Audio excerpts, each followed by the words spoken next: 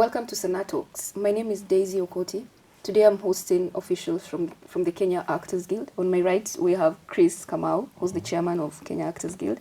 And on my left, we have Nduta Sialo, the secretary. And then right opposite me, we have Edwin Nyanaro, who's a member of the guild, as well as a voice artist and an actor. Welcome to the program. Thank you for having us. Yeah.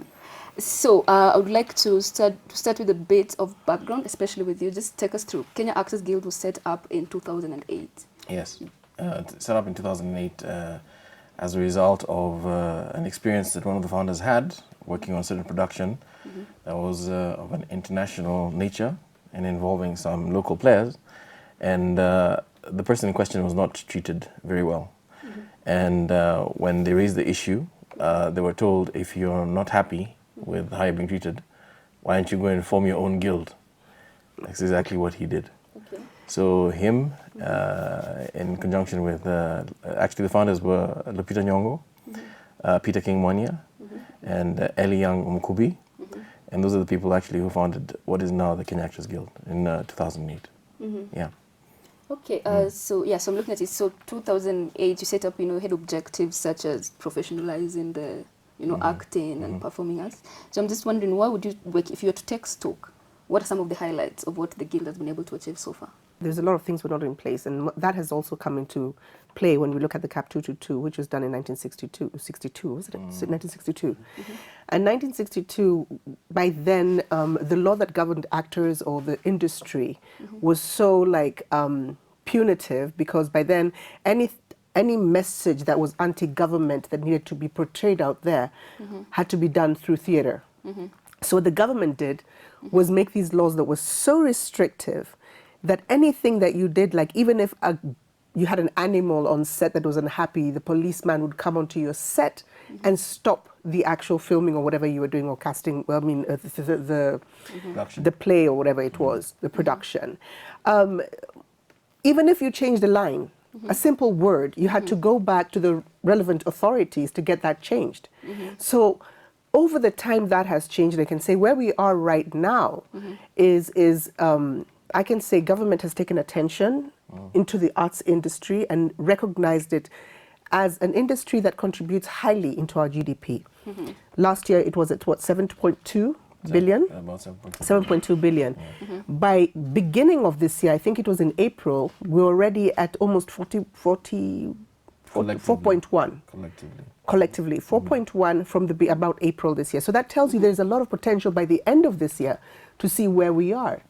So when we look at our industry seriously and look at our artists seriously, so where is the guild doing that? What we're doing right now is now taking our actors aside and saying, look at yourselves as a profession. All right? As a profession, that this body here is going to make money, but what else can we do to protect you? What are your rights? What does the law say about that? What are your royalties? How do you handle that? How do you grow? So it's been a constant thing of the job of the guild to make sure that we pass this knowledge out to our actors, and and basically knowledge is power. Just keep on working together with government, trying to get legislature in place, to get policies put in place, so that we can be different than when we started off in 1962 to starting of the guild in 2008, and where are we going? That's basically in a nutshell where I think the guild right now is at. Okay, so my next question, I think I will start with you, Edwin, because I'm more interested in how other actors who are watching this program now, they'll be interested in joining, Kenya Actors Guild. So where do they start? How did you join the guild? I joined the guild. I think that would be a best question for her. You know what, you guys, as the national secretary, you're the mouthpiece of the guild. So that's why you see these guys just, whoa. Whoa. You can start with take the bullet. Personal experience. Okay. Yeah, personal experience. My personal experience was this. I have a photo taken of me that is a headshot. And then there was a registration fee of 1,000 shillings.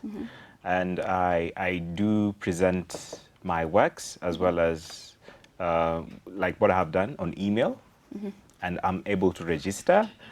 Then we are given a card. I have it somewhere. We're given a card, a membership card for the Kenya Actors Guild, and therefore thereafter we get always information on email on what is happening in the industry.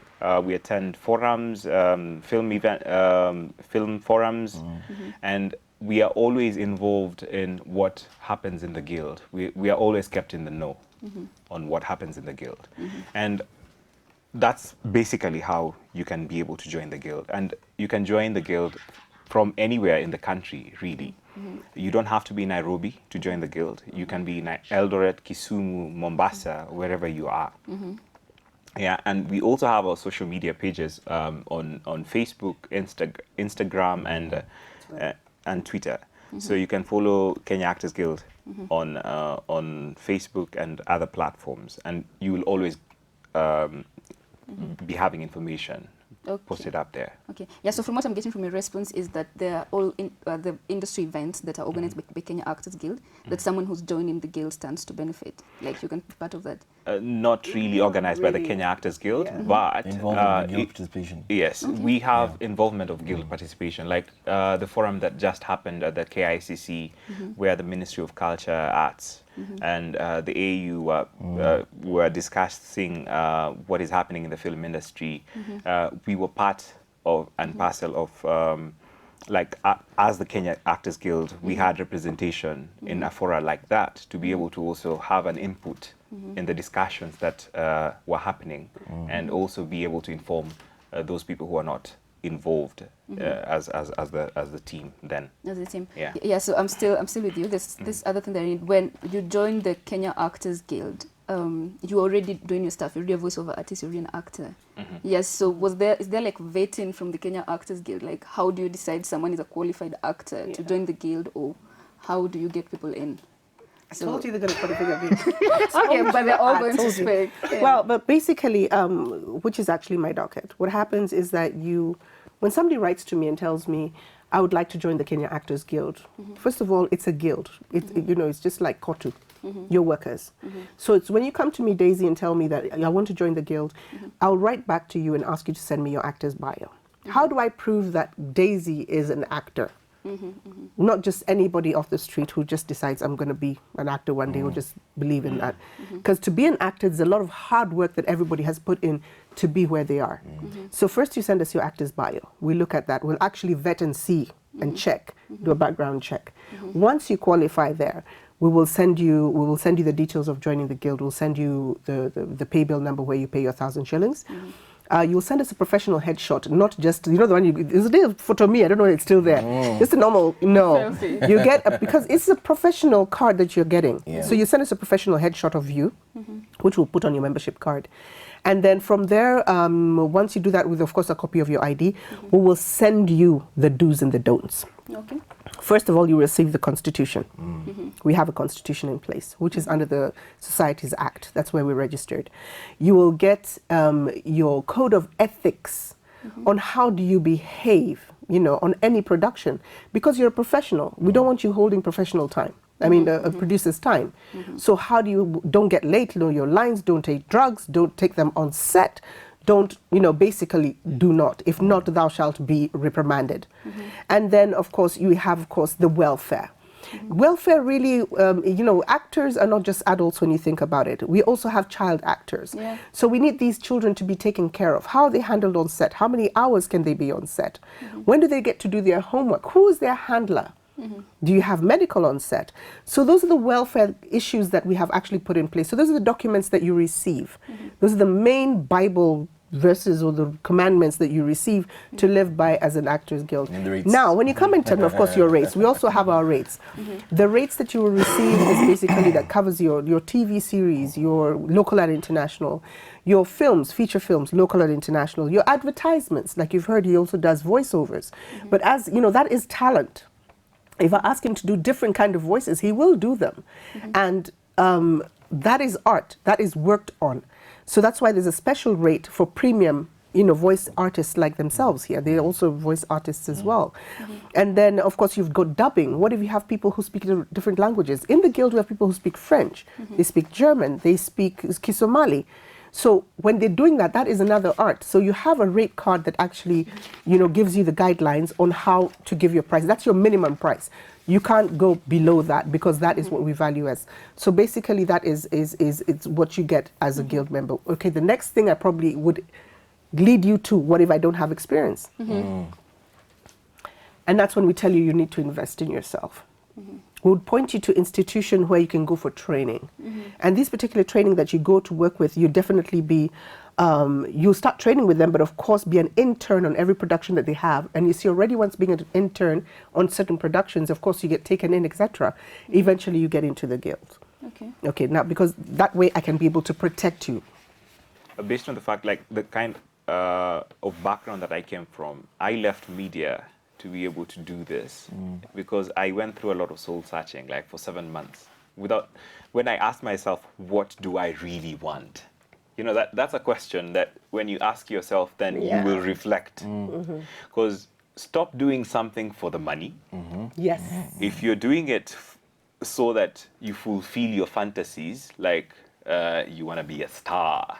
People don't become stars like, I've made it. Mama, I've made it. You're on TV, When I asked myself that question, it really, then it dawned to me that, these things that I have been doing, I enjoy doing. How about I do this for a living? Then that's when it dawned to me, like music, arts, commercial modeling, acting. This is where I actually enjoy. And I don't feel like I'm working when I'm doing that. You understand? Yeah. So, and you know what? Acting just helps you to live in so many different kind of lives that you would never do it. Like in any other profession, You really. could be anywhere you can and be anyone. anytime, Yeah. And and no one, I can kill you in a movie and I will not be jailed. There you go. You understand? I can be a killer. I can be a priest. Okay. So you talked about like when you're getting into acting, you shouldn't do it for the money, and so I get where you're coming from. No, it's don't not say like no, you the money. shouldn't- That's not the primary motivating factor. Okay. It shouldn't be the prime motivating factor. No. Because if it is, then when you don't get the money, then There'll be you're an issue, out. of course. Yeah, but the money is, where I'm It coming has to from be is- very important. That's where I'm coming from. Like when we say we need to get this point where we treat acting as any other profession Yes. in the country. Even doctors and lawyers love their jobs. Yeah, There exactly. we They love go. the jobs, but if you're a doctor in Kenya, you're able to probably pay rent and pay school fees for your kids. If you're a lawyer, if you're a teacher, if you're an actor in Kenya, you're able to do those things. That's why you Is it have the something- rates. There's That's something why you that's have the more- minimum wage that the guild has. Now, our minimum wage rates is actually helps you to do those things, because we want actors. Actors need to buy food, like you say. They need to. They have to pay rent. They have to get on the matatu, and the biggest issue is that you find they're not being paid. You wonder when you're told to hold on for payment for 45 days because somebody has a credit facility with some particular client, so he pushes that down to the actor. Where's this actor going to stay? How are they going to get into Matatu and tell the Matatu guy, oh, okay, 45 days is when I'm going to be paid, so, give me whenever, yeah? Tell your landlord I'll be paid in 90 days. Bitima. You have Vitima, paying, waiting for you. Actors are like human beings. And this is what I keep on telling actors. You can do passion projects, but not all the time, Not all because the you're going to time. end up Exactly. broke. And kind of the data that I have already is like, when you look at some people who are owed money, there's one particular guy who's owed 1.2 million by different production houses. In totality, he's homeless. He goes living from people's houses like that. He lost his wife, his kids, they all left. And there are many like that. So it's a constant thing, which I deal with as a secretary at the National Guild, is talking to everybody, to try and get them paid. And I have been successful in that, in getting people paid, because I realize these people, what happens just normally across the board, not necessarily actors, when you're jobless and you have frustration, you end up doing drugs and alcohol and stuff like that. And that's now another thing that you're winding down, which we don't want for our society.